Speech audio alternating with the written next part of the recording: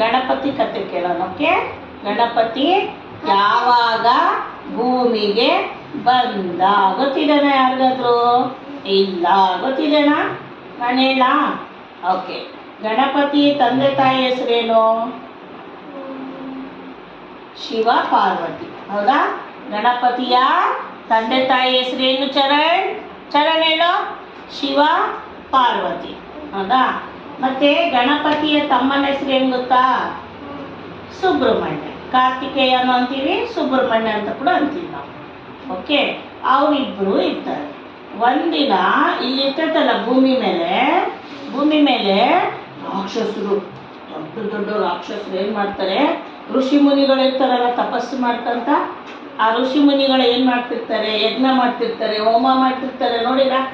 ಎಲ್ಲರಿಗೆ ಚೆನ್ನಾಗಾಗಬೇಕು, ಸೂರ್ಯಾಯ ನಮಃ ಈ ಥರ ಹೋಮ ಮಾಡ್ತಿರ್ತಾರೆ. ನೋಡಿರ?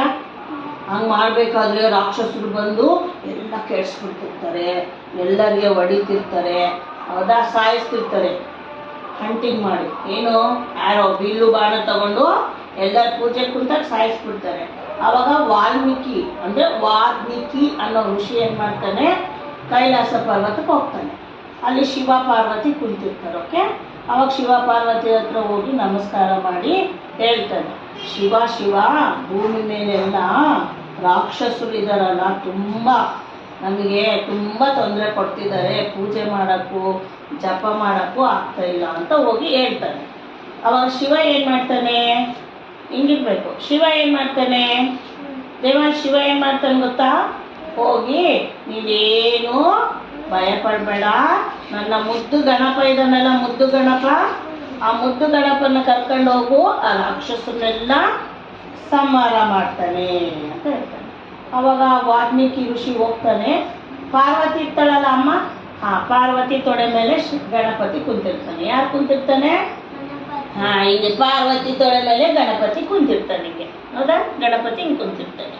ಅವಾಗ ಋಷಿ ಹೋಗಿ ಕೇಳ್ತಾನೆ, ನೀನು ಈ ಪುಟ್ಟ ಗಣಪನ ಭೂಮಿಗೆ ಕಳ್ಸಮ್ಮ, ನಮಗೆ ರಕ್ಷಣೆ ಮಾಡ್ತಾನೆ ರಾಕ್ಷಸರಿಂದ. ಯಾರಿಂದ? ರಾಕ್ಷಸರಿಂದ ಅಂದಾಗ ಅವರಮ್ಮ ಸುಮ್ಮನೆ ಆಗ್ತಾಳ? ಇಲ್ಲ, ನಾನು ಕಳಿಸಲ್ಲ, ನನ್ನ ಮಗ ಚಿಕ್ಕವನಿದ್ದಾನೆ, ಬಾಲ ಗಣಪ ಇದ್ದಾನೆ, ನಾನು ಕಳಿಸಲ್ಲ, ಅವನಿಗೂ ಆಯಾಗುತ್ತೆ ಅಂದರೆ ಆವಾಗ ಸುಮ್ಮನೆ ಆಗ್ತಾನೆ. ಆವಾಗ ಪಾರ್ವತಿ ಏನು ಮಾಡ್ತಿರ್ತಾಳೆ ಗೊತ್ತಾ? ಗಣಪತಿಗೆ ಮೋದಕ, ಪಂಚಕಜ್ಜಾಯ, ಲಡ್ಡು, ಹೌದಾ, ಈ ಥರ ಎಲ್ಲದನ್ನು ಕರೆಕ್ಟಾಗಿ ಟೈಮ್ಗೆ ಕೊಡ್ತಿರ್ತಾಳೆ. ಅವನು ಊಟ ಮಾಡ್ತಿರ್ತಾಳೆ. ಊಟ ಅಂದರೆ ತುಂಬ ಇಷ್ಟ ಗಣೇಶನಿಗೆ, ಪ್ರಸಾದ ಅಂದರೆ ತುಂಬ ಇಷ್ಟ.